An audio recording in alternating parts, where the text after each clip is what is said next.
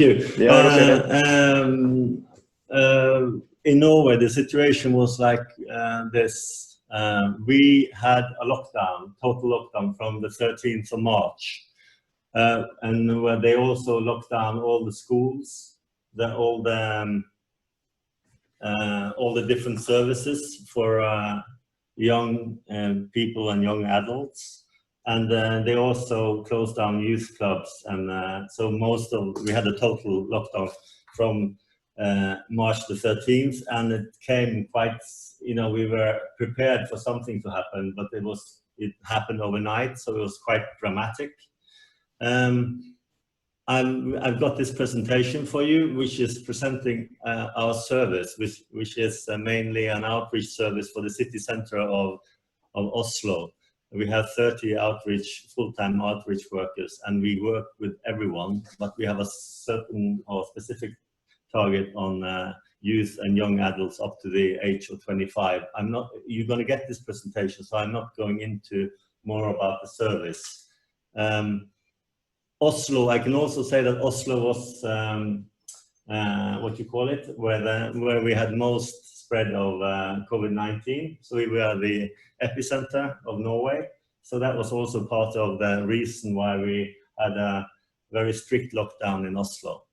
I have one slide about the national context, which the main thing for you to know is that afterwards we saw that vulnerable children and youth have been neglected during COVID-19 and lockdown due to the fact that many of the people who was working with vulnerable children and youth were placed in they closed down the services, and they were set to do other work than follow up, especially vulnerable youth. Okay, so I'll give the word to Jonas Chabchub, one of our outreach workers, to say more specific about our experiences in Oslo during COVID-19 and afterwards. Yes. In the beginning of the outbreak, we observed less vulnerable youth in the city center, but the most vulnerable youth were still in the streets. We observed many of the same children and youth we saw before the lockdown. We were worried about conflicts that could increase because of absence of the public, and we saw conflicts between fractions connected to open drug scenes, but we are not sure if it did increase. There was and still is some serious conflicts in relation to the open drug scenes going on. The youth we were in contact with and still did take few considerations regarding infection control, and we did spend and still are spending time encouraging youth to follow health and safety instructions regarding the infection. We did also observe young adults who have been in contact with the open drug scenes earlier and borderlining, as we describe it, to take more openly participation in the drug trade. When the lockdown started, we still went out patrolling in the streets. We were considered priority measures and considered key workers. We did take strict considerations and changed the way the users of our services was met. We followed the government guidelines to infection control, and as always, preparing internal guidelines to the government guidelines. The focus on the infection control also includes educating you and other people of the public on the outbreak, infection controls and risks. Throughout the outbreak, we've had presence. We had we had less follow-up with our clients or our users, but we still did the most important work out on the streets. Some of our peer educators who works with the youth have been doing a survey about how the outbreak affected their lives, and the findings will be used in our outreach work this summer. Do you want to say anything about administration and media? Yeah, there's been a lot of focus in the media on, you know, after the lockdown, Oslo was completely empty. No one to be seen except from in the open drug scenes. We have like 3 or 4 open drug scenes, and the activity continued like before, which was kind of disturbing and worrying, and the media had a lot of attention to it. So our role as the City of Oslo's outreach work is also to keep them informed about what's going on, and we were also tracking the different open drug scenes when it comes to social distancing, and what we found was quite disturbing. But another finding is that there was no outbreak in those open drug scenes either. So, but this has been followed closely by the media. I think, yeah, I can say something about this. The focus ahead and some of the learnings, you know, there's been a strict focus on the spread of the virus and or stopping the virus, but also we have a focus about what's going to be the effect for vulnerable youth when the economic crisis we're in or we are facing is going to we're going to see that more in the near future. So we will, and Oslo is doing a massive support on giving young people, vulnerable youth, employment and activities. So I think our service and the different boroughs of Oslo are trying to give, I think, between 3,000 and 4,000 youngsters a job this summer, so they get some activity to do. They get experience from work, and they get their own money. And my service is hiring 75 young people under the age of 23 this summer in 4 weeks summer work. So that's a big focus here. And we'll still have to think about the consequences of the economic crisis that we all are heading. But we will also continuously address safety measures due to COVID-19 because we will, or we should be prepared for a second wave, even though Norway hasn't been hit as hard as other countries due to the measures we've done so far. Some other thoughts we have is about vulnerable youth, and when everyone is told to go home and stay at home, not everyone has a safe home to stay in. And also in our service, we have some good experience with to have a professional street-based outreach social service like ourselves, which have good routines, and we are able to face different challenges quite rapidly. And we've seen that this has been an important link between at-risk population and welfare services in general. Also, the need of trained and skilled social workers and nurses, I would say, in street-based outreach youth service. We have 3 or 4 nurses in Youthwork, and they are very highly regarded employees now, and we really has been useful to have nurses in the service.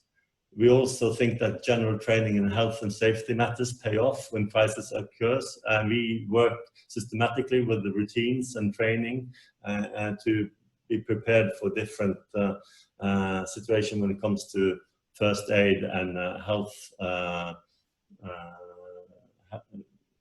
and safety measures towards both staff and clients.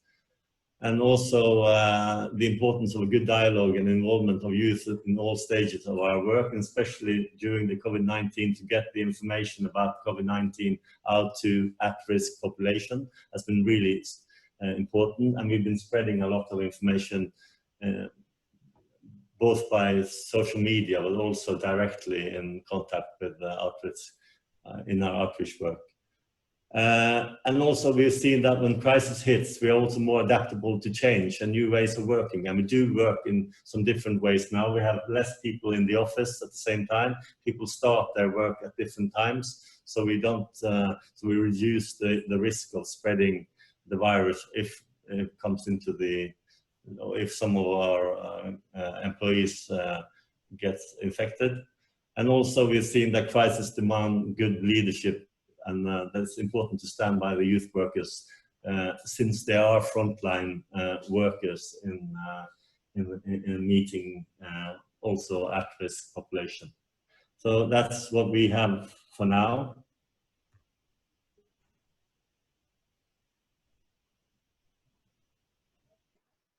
All right, thank you very much, Börje. I have a few questions, but we'll save them for the discussion afterwards. I'd like to invite Alexei from Tallinn to give us a second presentation. Hello, everyone. Nice to see you. I hope you're doing well. So basically, I will start my presentation with the general information. We had a lockdown as well, which started on the 18th March and continued to the end of May. So basically, we had 2.5 months of complete lockdown. All the schools, all the trading malls, youth centers, social services, and so on. So basically, all the services went online. But kindergartens were working so that the first line people who, like from the police, emergency, rescue, social workers, could do their work properly. So basically, we found out that lockdown gonna happen on 18 March, 2 days before. So we had some time to prepare ourselves, to have the discussions and to decide how the mobile youth work will operate during the pandemic time. I will. Do you see the presentation now? Yeah. You see, yeah. Okay. Thank you.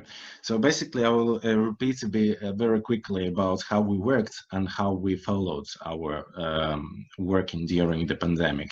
Mobile youth work in Tallinn includes 5 methods. First of all, it's a street work, and this is the basis of our work. So the next method is individual work, which is very understandable as well. Group works included school programs, social programs, and our partnership programs as well. Work with local communities, based on the detached youth work. So basically those were some events considering sports and street culture, and partnership networking, all the partners communicating with them, sharing information, and so on. What happens after we decided to adapt our work during the pandemic? So basically, goodbye group work, because all the schools and social programs were frozen and we had no opportunity to gather with the youngsters. Goodbye all the events and the sports tournaments and so on, and festivals. And we had street work, individual work, and partnership. Basically, we were doing all the work online except street work. I will explain what we're doing. Street youth work goals: still work, creating contacts, maintaining contacts, encouraging the follow of health measures. We had a strict rule of 2+2, means maximum 2 people together, holding a 2-meter distance from each other. So basically, youngsters very quickly adapted to this system, and they were like gathering in groups of 10, 20 people, and when the police were coming to them, they were splitting into pairs very quickly, and police even couldn't operate with them at all. Then we were directing to the online services, school, youth centers, and so on, and mapping youth needs and delivering this information to the government. That was the main goal. So basically, mobile youth work during the pandemic was a voice of the youngsters from the streets. Unfortunately, youngsters were on the streets, and we government couldn't make anything about that. So, and the second goal was to observe and map the problematic places and to deliver this information to our partners, police, municipal police, and social workers. We had a conversation with our partners, like the police, before this structure when we introduced that to them. And we explained that this method will work only during the pandemic time. When the pandemic is over, this amount of information we are sharing with them will stop, because this is not our method how to work. They got that, and they encouraged us very much. So basically, if we are talking about individual work, we continued to communicate and solve problems with the youngsters only distantly. Social media, phone calls, applications. So basically all direct and face-to-face meetings were cancelled. And we continued working 24/7. It means when the youngster want to communicate with us with some problem or some idea, we were available almost all the time. This is our moral values, to be honest. And partnership networking. Thanks to pandemic, actually, we have pushed a few ideas. And the first idea was to create the info sharing platforms with our partners, like mobile youth work, youth centers, police, municipal police, social workers, and local governments. And we have created those info sharing platforms using the application, for example, WhatsApp groups, in every city district. So basically, if we're talking about downtown, there was a police who is working in downtown, the local government of the downtown, the youth center which is operated in the downtown.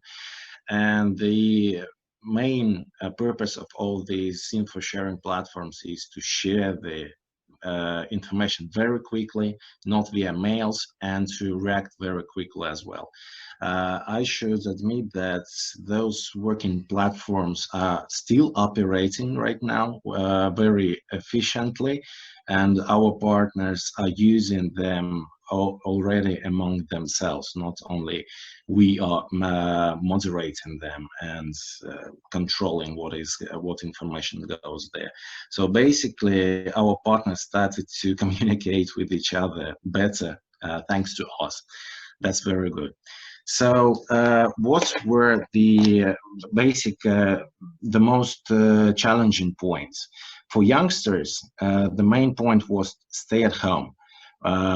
It was online school. It was parents at home offices as well. So basically they were captured in the 4 wall rooms with the parents. So tensions growth, conflicts with parents, and basically youngsters preferred to go to the streets. We had a lot of situations that even parents encouraged the youngsters to go outside. So youth centers that were operating before, after the lockdown, they went online. They started to give our service online, but all the youth centers went under our department control, which is not before the pandemic, they were under control of local governments. Now our department is controlling them. So we had found out what is their working laws, what are they doing, what online services they're producing. And we found out that they have a lot of free time, to be honest. So basically, we took almost all the youth center staff to the mobile youth work team. We have given, it was around plus 20 people.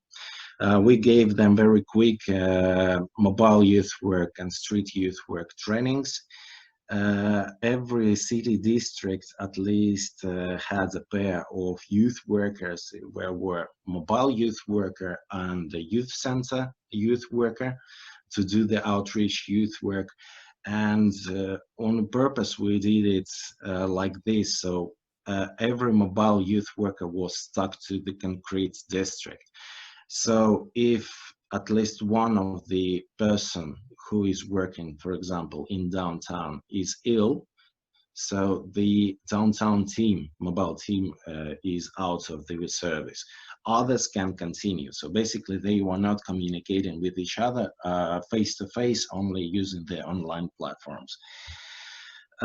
City districts where mobile youth work is not working, they send their youth center staff to us. We made the trainings to them and they went back to their districts and operated on their own, but again under our control. So all the statistics were all the data that they got, they were sending us, and we had a complete and clear picture of what is happening on the streets.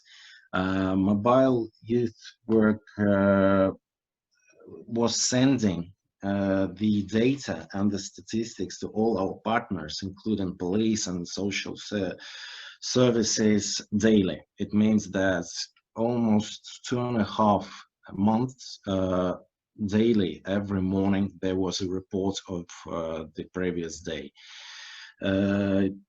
Basically, I had no day off for 2.5 months, and I was really happy when the lockdown was over. So at least we had first day off. But so basically, what were the results after the pandemic was over? Police departments, before starting their shifts, had meeting and overviews of the mobile youth work data. So basically they were inspecting what information we are delivering, and were operating with that during the day. We have created a backup team from the youth center workers, around 8 people. And if the second wave comes, we have a trained backup, to be honest. Those people from youth centers are flexible and know how the mobile youth work operates, and we are using their help, and we are involving them in our mobile youth work daily work right now. So basically, I should say that this is you know, our Prime Minister words that mobile youth work in Tallinn now is the first line service, like police, emergency, rescue, social workers, and mobile youth work. And this is a result of our work during this hard time. So basically, this is it, a quick overview of what we have done. Thank you very much, Alexei. We'll get back to some of your points in the discussion. I'd like to now pass the word to the City of Stockholm.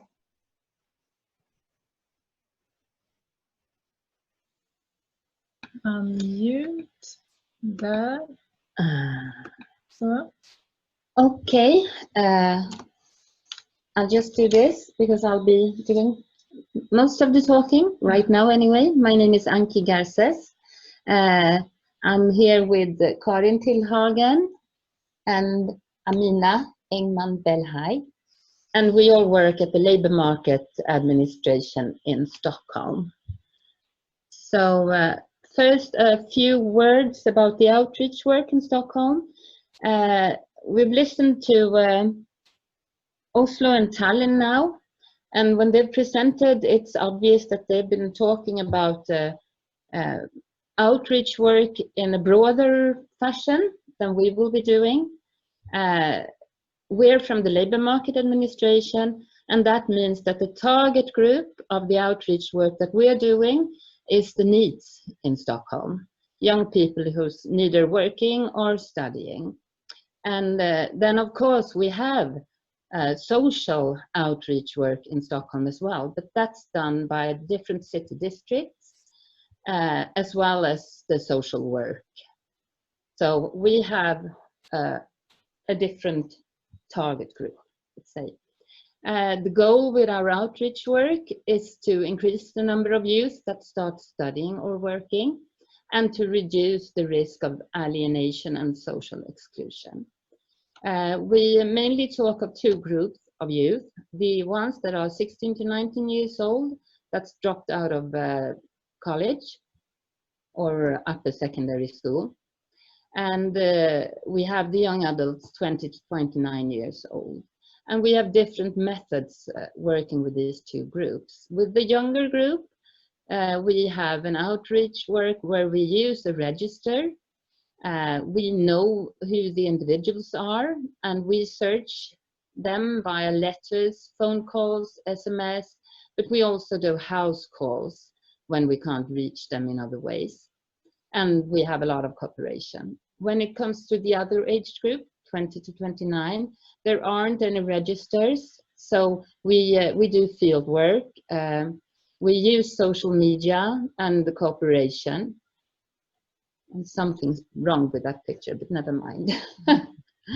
And well, we work to develop a citywide outreach program for them.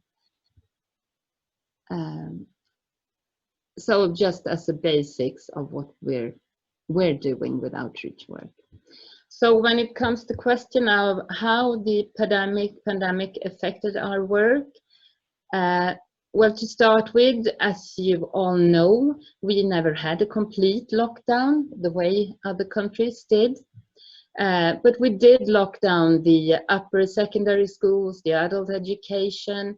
We were all advised to work from home when possible. But we did have the lower, what's the name?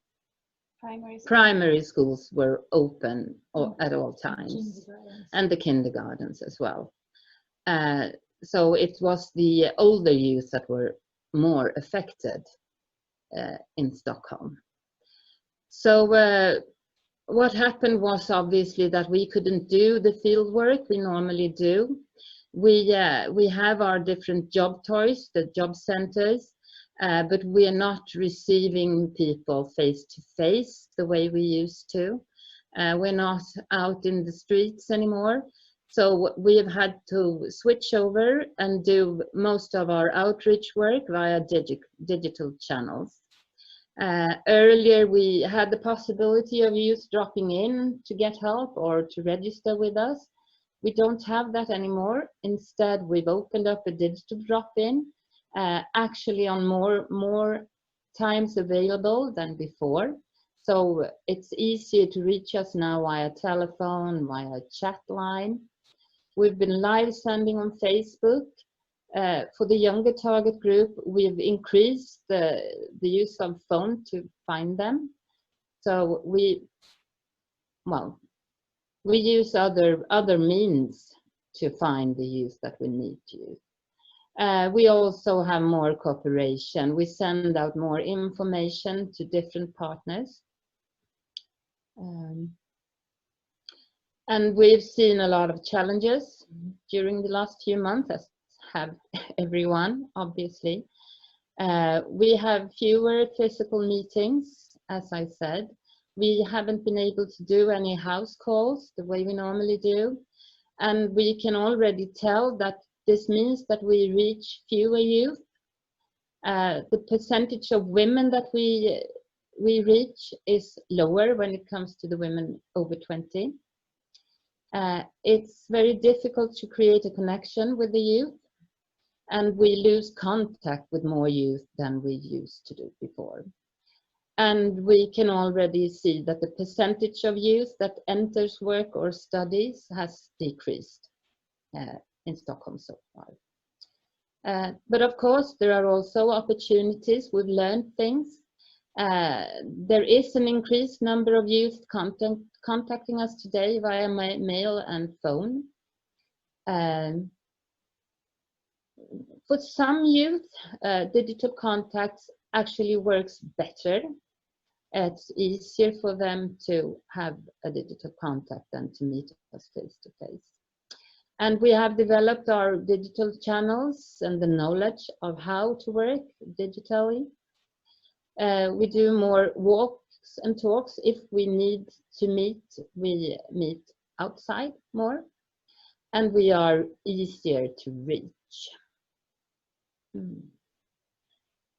And as to the question if we see any remaining risks or shortcomings, well, we do obviously. We see that we already have an extreme increase in youth unemployment in Stockholm. It's doubled during the last few months, and it's increased the competition on the labor market, which means that the target groups that we're addressing, they're now at the end of the line. They have to compete with other youth that have finished the school, that have higher education, that has work experience.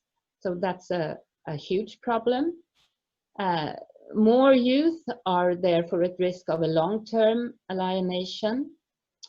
And the big challenge is that even if we do find them, as long as we have this crisis and can't work the way we normally do, it's difficult to know what to offer them.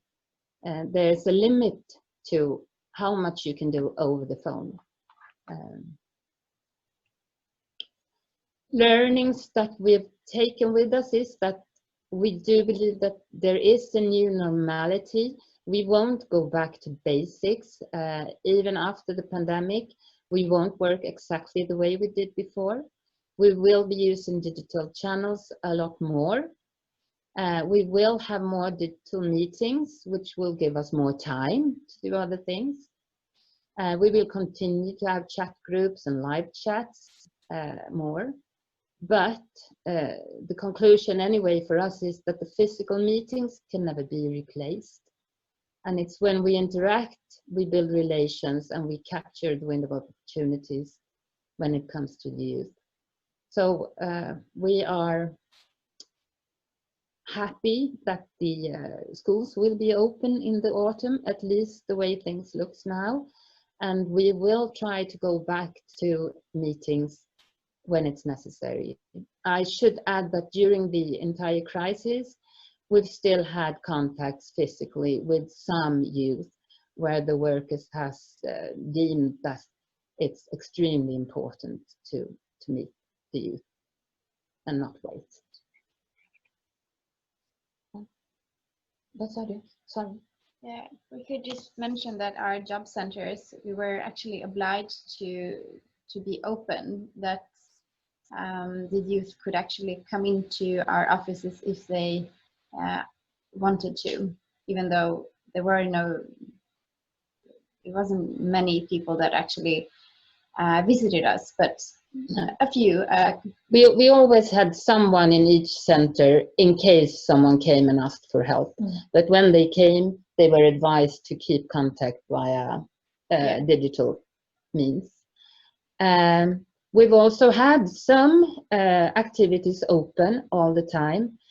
For example, we've kept working with youth with a criminal background in some of our activities where we deemed that it would be too big a risk. And the newcomers, right? To stop. We've also had the possibility for newly arrived youth to contact us physically, but as Amina said, there's been few visits in that case, but we had the opportunity. Well, that's it for us. Thank you. Thank you very much. We received a question about the presentations. Yes, they will be shared. You will receive an email afterwards. Thank you very much, Stockholm. How about we continue with Vilnius? Hi everyone. I'm the only one without presentation, so I'm sorry about that.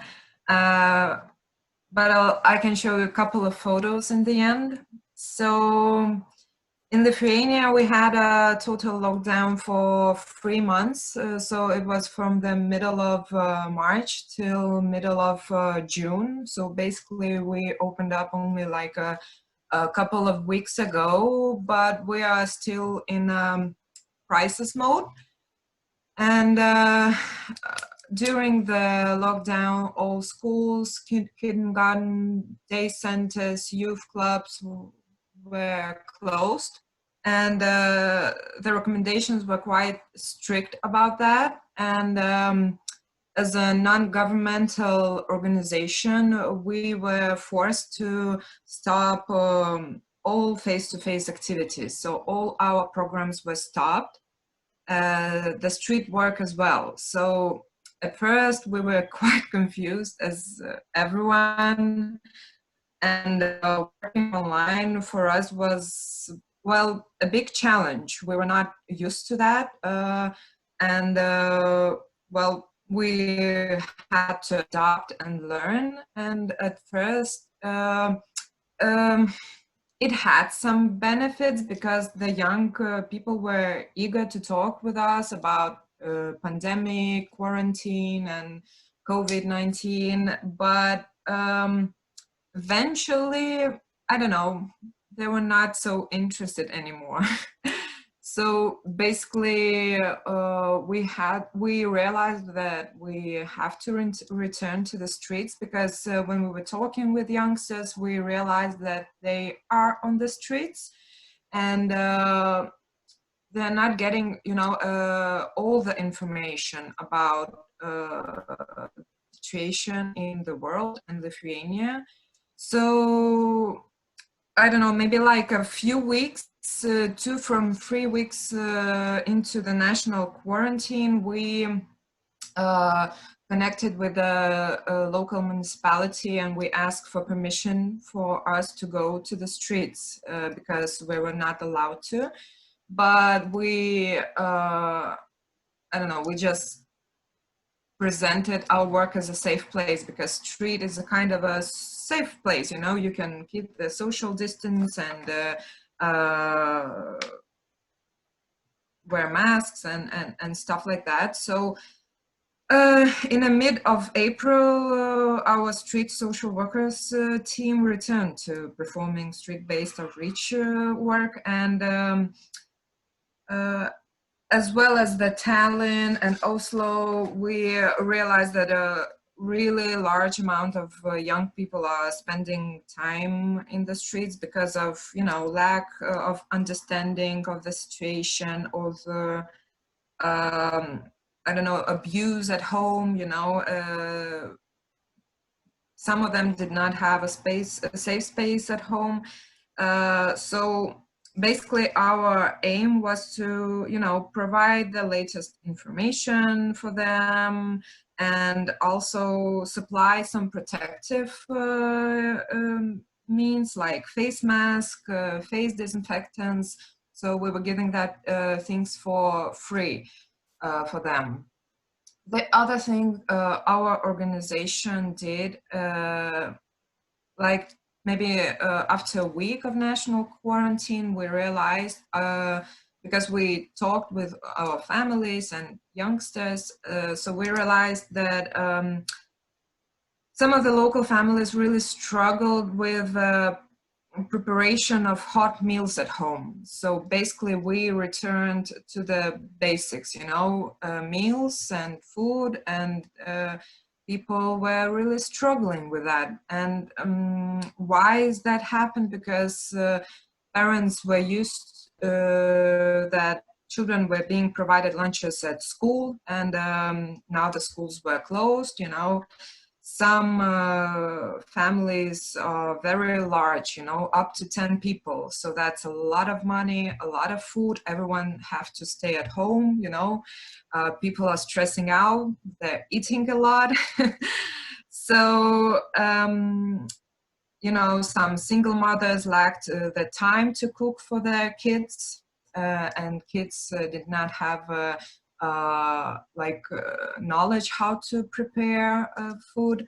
So we found partners, local partners who were willing to prepare hot meals for a very low price, which we provided for free for our families. And Vilnius Social Club employees and volunteers, we started serving meals to families in need. So we were doing that for 6 weeks every day. And we gave out almost 2,000 hot meals for the families. So we were very happy with that because, I don't know, it's just such a basic thing, but we realized that people need that. So the other thing that happened in Lithuania as well, as Stockholm said, many Lithuanians became unemployed in this situation, and even before the COVID-19 crisis, the youngsters, the minors would find it challenging to find a job in Lithuania, but now it's so difficult for them that we realize that we have to do something about it. So since the beginning of 2020, we started to implementing this new initiative in our organization. We called it a self-job opportunity. So basically it's a position of job at our organization for young people over 16. And the aim is to not only the employment for young people, but also the development of employability skills and building of self-confidence for young people. So how does it work? So basically, together with a social street worker, a young person learns how to be punctual, how to follow the rules and agreements, how to open a bank accounts, because young people, they lack such skills in Lithuania. So we just provide that information for them. And the other thing that we as social workers understand that some young people may require a very flexible approach, and they need some more time and encouragement to achieve certain goals. So we're ready to provide all of the mentioned. So, but during the quarantine, we realized that there is a big need to expand the initiative. So we're working on that as well. We're trying to find some partners and maybe, I don't know, well, we're thinking about that a lot in organization. And the other thing that we realized that there is a big demand for a system with supplying food for the families, because a lot of families live in poverty in Lithuania, and those basic things are very, very important for them. So we're planning to, well, we're considering partnership with the national food banks and other partners. And the other thing that we started and planning to do more in the future is advocate the youngsters and the problems they're facing, because as everyone mentioned, young people were spending their time on the streets, and in Lithuania a lot of people were very angry about that. So we were writing articles, Facebook posts about that, trying to explain for people why young people are spending time on the streets. So we're planning to do that in the future as well. So that's it. Great. And I don't know, maybe it's not important about the photos, so it's okay. We can send them out after the webinar. Yes. Perfect. Yes. Right. We have 10 minutes remaining, and we have Helsinki next. Hello. Hello everyone. I'm Mika and I'm Heini. We represent the city of Helsinki. We try to make it fast.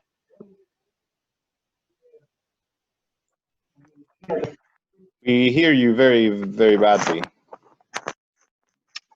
Oh no. We try to talk closer to the microphone if it has any effect.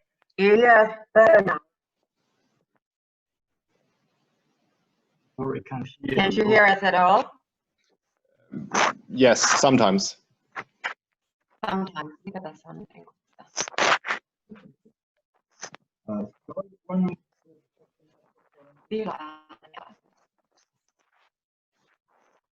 There we go. Oh, that's fine.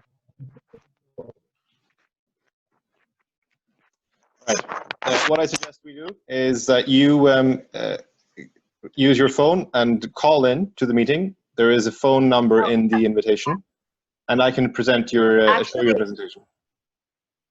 Can you hear me at all? Yes, now.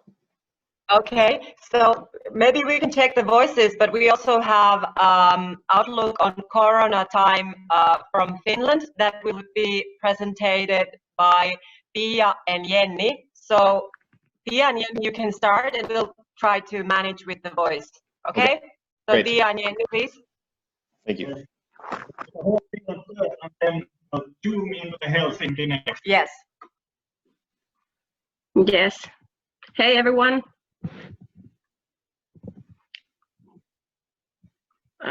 Can I get like that I can share the slides? Because it says host disabled it for me. Yes, thank you. Yeah. Is it visible? Yes. Yes, good.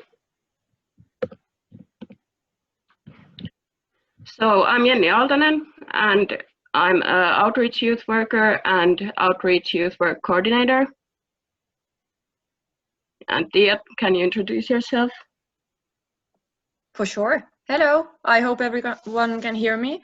So my name is Tia, and I work as an outreach youth worker in the city of Kokemäki, and also I am a coordinator of the outreach youth work here in Western Finland.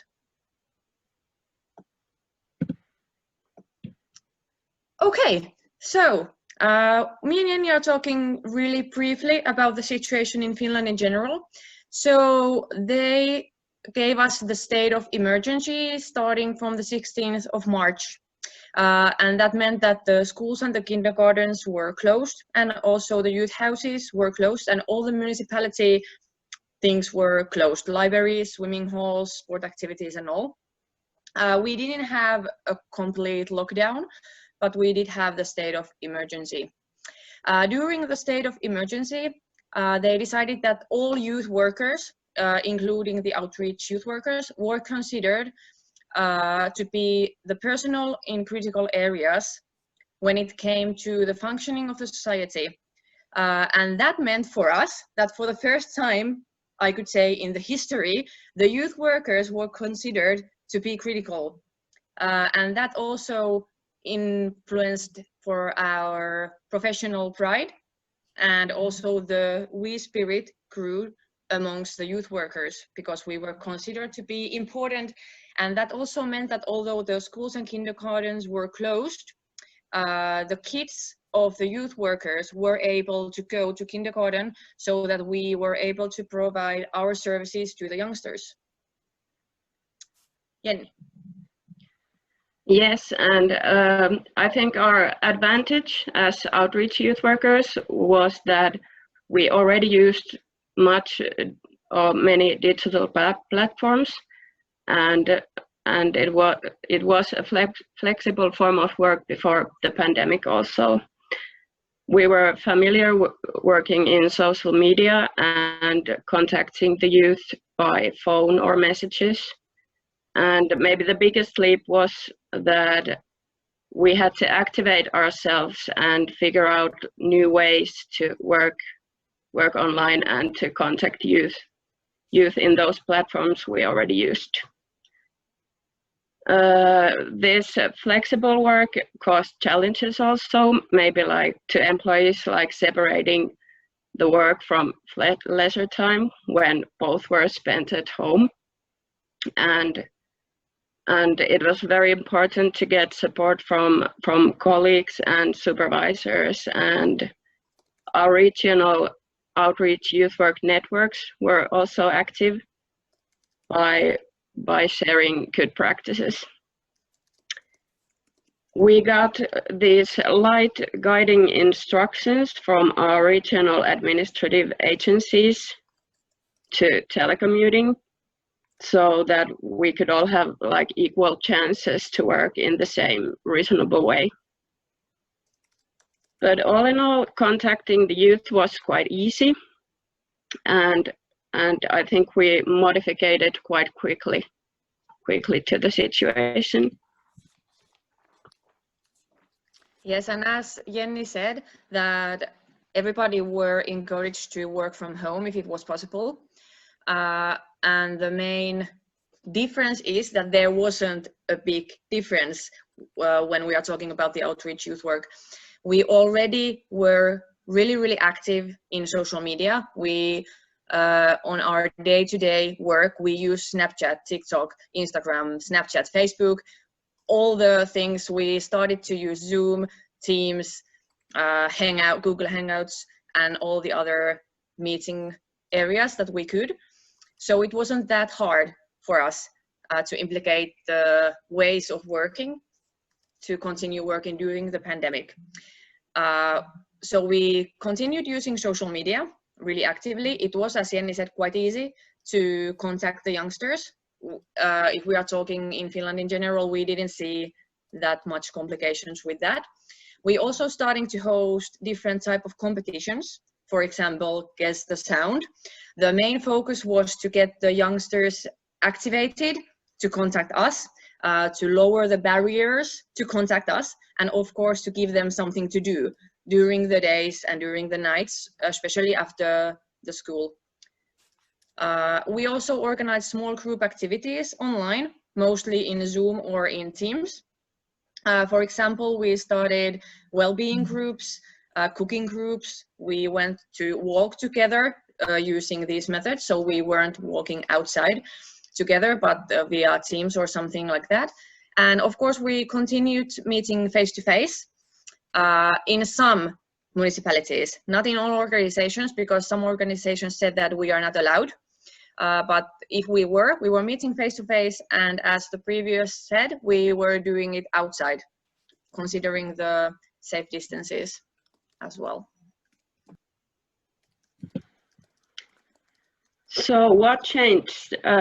Some of us needed to work out of our zone, a few exceptions, where outreach youth workers were transferred to different kind of work, like delivering food and supplies to elderly people. And there were, unluckily, some were laid off because of the economic situations in municipalities. But luckily this was quite exceptional. So we believe and we predict that telecommuting is here to stay, especially outreach youth work provided by associations or foundations will use telecommuting in the future far more than before the pandemic. Municipalities may be a little bit stiffer and slower in this development. And we also have to figure out how to make this work, telecommuting work, in multi-professional way. But in the end of the day, the services for youth around us changed more than outreach youth work.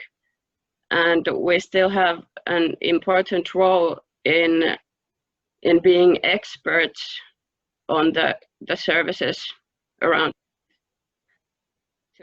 the youth, of course, but also other professionals working with youngsters. Okay, and then the last slide. So the challenges were that there was a big difference between employers. For example, was it okay to telecommute or not? So some of the municipalities said that the outreach youth workers needed to come to the office, although we weren't allowed to see the youngsters. So there was a big difference which influenced how the outreach youth workers work together. So there was a little bit of a difference in that. And of course, there were the differences on the rules of meeting face-to-face, as we already said. And then we realized that although we use a lot of social media during our work, and we made the assumption that everybody knew how to do it and how to make social media in the way that the youngsters would like to see it, we realized that some didn't have the competence to work online. So they did lack the skill of doing social media.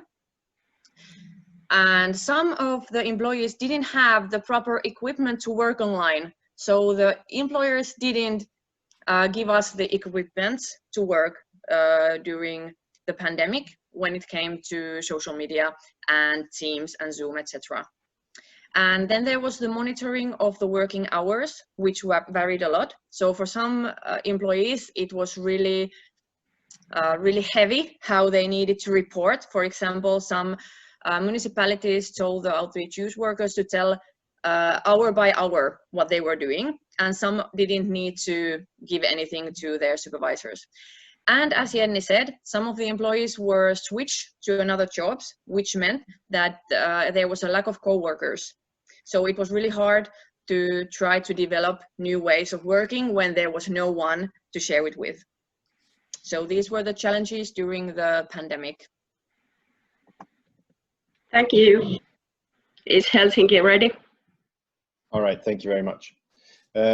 Because the hour has already struck 11, we understand if some of you have to leave. For those of you who have time to stay after 11, you're free to do so. I will give the word to Helsinki to see if they have improved their sound, and we will wrap up after that.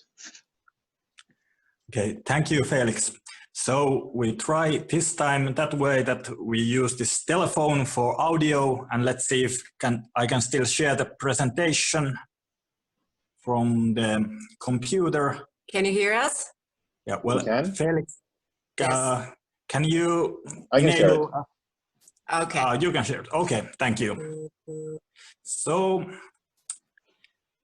here now we're representing the view from Helsinki, from the grassroots level, that how was our work. And please go on. The next slide, please. Yes. Please go on, Felix, to the next slide. Can you not see me changing screens? No, we don't. We see only the first slide. So if you can. Okay, so it's the second slide now that you see.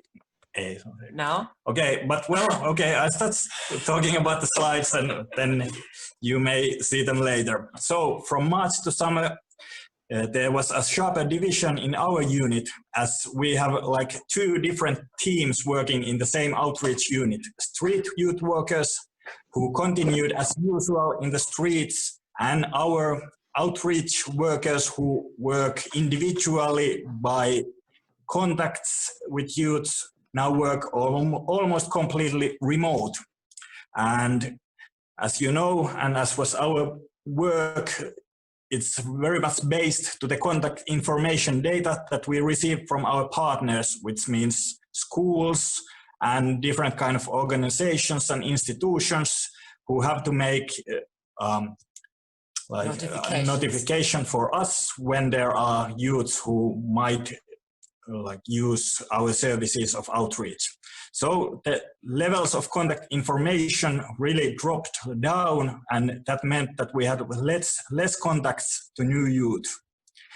And with the new youth and old youth, we also had the problems that the services were closing down that we usually use to guide young people. And it was our problem how to guide and how to instigate any new processes when all these services, schools and jobs are not taking in new people as it usually has to be. And as we had to work in the remote mode, that was like quite big reduction of quality of contact and communication. And this was especially pronounced with the technologically and linguistically disadvantaged youth, meaning, for example, people who don't have enough Finnish skills to operate there in the virtual worlds. But I want to a little bit share about the tone of work or kind of mood that we have here in Helsinki recently. And it was like concentration to the core, or like our work was stripped to the bone. We have to keep on and support the familiar youth and also our dear colleagues here in this strange situation, try to put things in perspective, be calm, create hope and make future plans. And at the same time in our team, there was kind of all the time expectation of the worst, like that what could happen and how things could go and how the youth might now feel. But so far, sky hasn't been falling on our back. A little bit surprisingly, there's quite a little bit mental health issues or acute problems. But of course, we still have this huge uncertainty. What is coming on? What's next? And what might the autumn bring when the schools start going through their students and see that who has dropped out. And then we are probably seeing a huge amount of notifications for our team that, hey, can you contact this youth? But also, so far we have seen light in the dark, like many our contacts have also evidenced well-developed resilience and useful skills and pretty like wholesome new roles in managing the situation. And as many of our contacts, our youngsters are like in that sort of situation that they are stuck in home and they might now even feel that they are quite normal. This is not so bad. And we have seen kind of a lot of even happiness and kind of joy and relaxed feelings. And then about the new forms of working, to the next slide.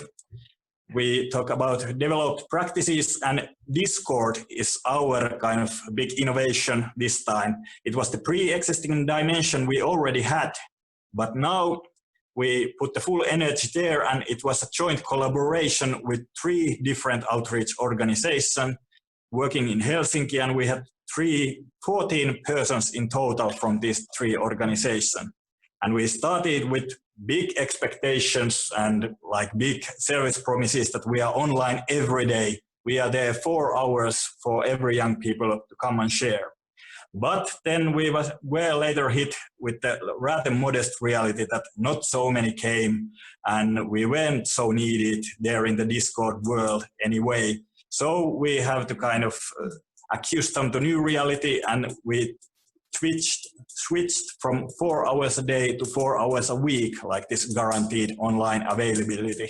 So we were both on text and speak channels for everyone who just came. It was very easy to reach us, and is still through the Discord, which is a very good platform for youth work, in my opinion.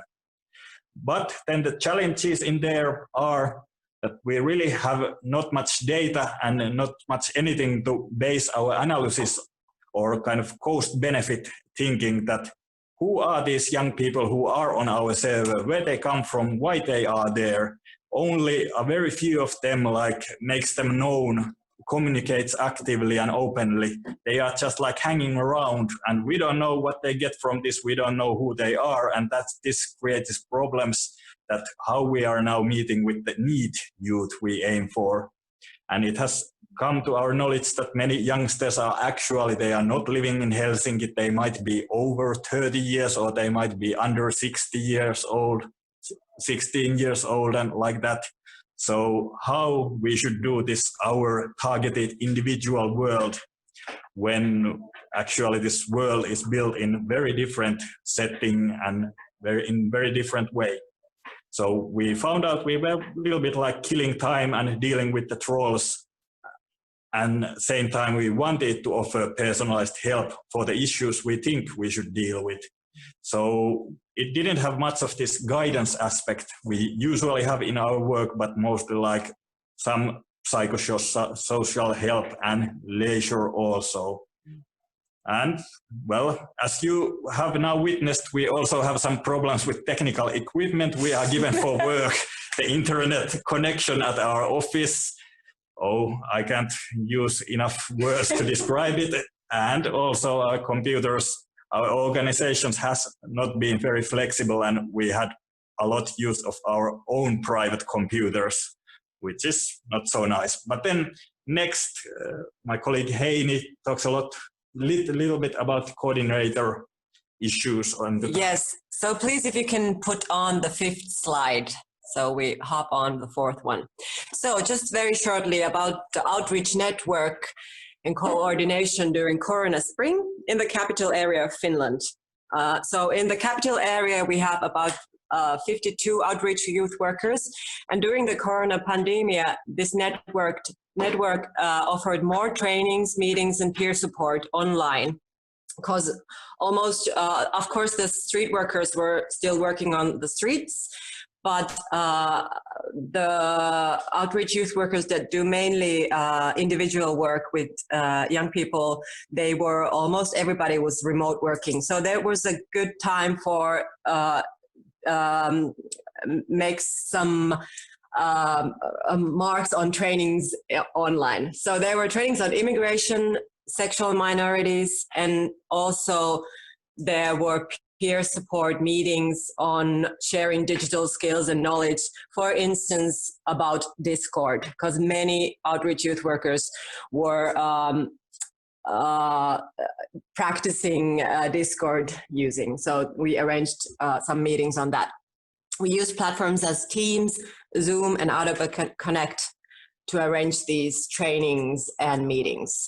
So generally, there were a lot more online meetings than normally, and I see that that was a good thing for the network to practice more online sharing and working together. So, but there were some questions about this remote work and online meetings, as that how well actually the trainings were utilized by the outreach youth workers that were remote working, how well did the participants attending were actually full present and actually getting beneficial knowledge and support. As we all know, remote work can and meetings can sometimes be it's hard to concentrate. So that is something that we need to work on. Then the 6th slide, please. So just general observations that almost all the organizations that do outreach work in the capital area in Helsinki, Espoo, and Vantaa reacted pretty much the same way during the Corona pandemic. So as I already told you this. So the individual work practiced remote work, and the street worker were still carried on the street with precautions, of course. And I think we are ready now. But of course, one more point is that, of course, we have to see that what the autumn brings along. So we are kind of a little bit worried that will there be a rise in the notifications from schools and other institutions next autumn. Thank you. Great, thank you very much. Very interesting presentations. I apologize to everyone for taking much longer than we had planned, and for less of a discussion than we had planned. We will share all the materials with you in an email afterwards. The main takeaways, I think, from this is I have written down 5 points. Firstly, digitalization is obviously sped up. There are advantages with that. There are also some challenges, technical difficulties, an assumption perhaps sometimes that people know how to deal with these things, even though they don't. Secondly, that those most at risk stay on the streets. and therefore there's a continued need for us or for you to also be there. Thirdly, that the situation seems to have increased the perceived importance or the sort of recognition of the work that is done by the street workers. As you mentioned in Finland, for example, being labeled critical to society. Lastly, or fourthly, the importance of collegial community, leadership, of remaining in touch and helping each other out in these times, more important than ever. And lastly, and perhaps most worryingly, that we don't really know if maybe the worst is still to come in terms of the economic aftermath of the crisis. And obviously, then more than ever, will we have to help each other to make the best of it. That's all for today. Thank you very much, everyone, for joining in. If you have any questions, or if you want to get in touch with each other afterwards, send me an email and I'll put you together. All right. Thank you for today. Have a nice summer.